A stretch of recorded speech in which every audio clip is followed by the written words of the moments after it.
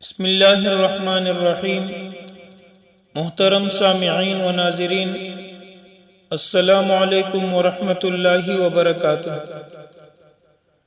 آج کی نشست میں قربانی کے فضائل کے متعلق بات کی جائے گی اور اگلے نشستوں میں قربانی کے تفصیلی مسائل بیان کیے جائیں گے انشاءاللہ۔ اللہ تبارک و تعالی نے انسان پر کچھ بدنی عبادات رکھی ہے، کچھ مالی عبادات رکھی ہے، کچھ زبانی عبادات رکھی ہے، اور مالی عبادات میں سے ایک اہم ترین عبادت قربانی ہے۔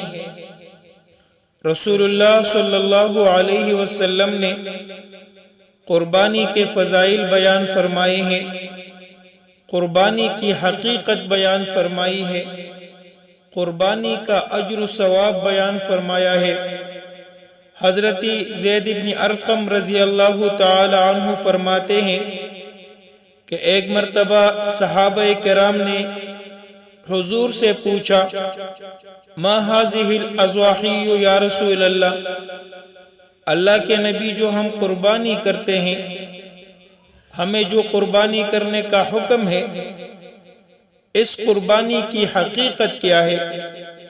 حضور نے فرمایا، سنت ابیکم ابراہیم علیہ السلام، یہ تمہارے جد-e-امجد حضرت ابراہیم علیہ السلام کا طریقہ ہے۔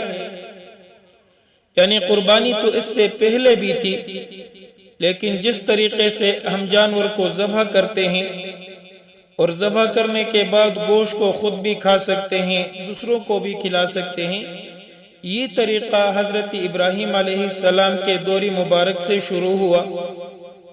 صحابہ کرام نے عرض کیا، فما لنا فیہا یا رسول اللہ، اللہ کے پیغمبر ہم قربانی کریں گے، اس پر ہمیں کیا اجر و ثواب ملے گا؟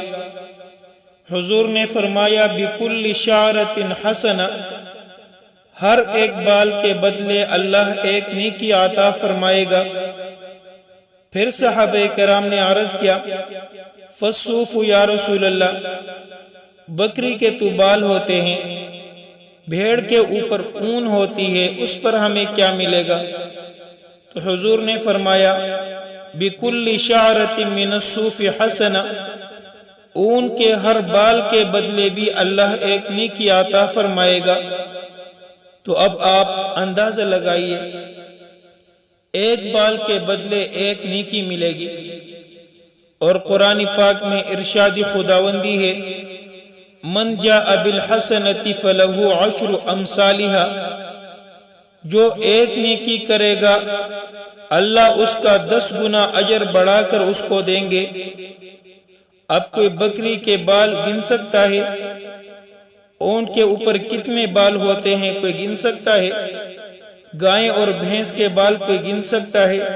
کس قدر اللہ اس عمل پر نیکیاں عطا فرماتے ہیں۔ اور ترمذی شریف کی حدیث ہے، حضرت عائشہ صدیقہ رضی اللہ تعالی عنہا راویہ ہے، حضور نے فرمایا، ما عمل آدمی من عمل یوم النہر احب الی اللہ من احراق الدم، یوم النحر یعنی قربانی کے دن اللہ کو بندوں کے اعمال میں سے محبوب ترین عمل جو ہے وہ خون بہانا ہے، جانور کو ذبح کرنا ہے، جانور کی قربانی کرنی ہے، یہ اللہ کا محبوب ترین عمل ہے۔ اب اللہ چاہتے ہیں کہ میرے بندے میرے بنائے ہوئے جانوروں کو میرے نام پر ذبح کرے، اس پر اللہ رب العزت بڑے خوش ہوتے ہیں۔ اسی طرح حضور نے فرمایا، وَإِنَّهُ لَيَأْتِي يَوْمَ الْقِيَامَةِ بِقُرُونِهَا وَأَشْعَارِهَا وَأَزْلَافِهَا، قیامت کے دن یہ جانور جب آئیں گے تو ان کے بال، ان کے سینگ اور ان کے کھر بھی ساتھ آئیں گے۔ اب اللہ رب العزت یہ سمجھانا چاہتے ہیں کہ گوشت تو تم نے کھایا یا کسی کو صدقہ کیا، لیکن بال، سینگ اور کھر نہ تم خود کھاتے ہو نہ کسی کو صدقہ کرتے ہو، اس پر بھی اللہ رب العزت اجر عطا فرمائے گا۔ سبحان اللہ۔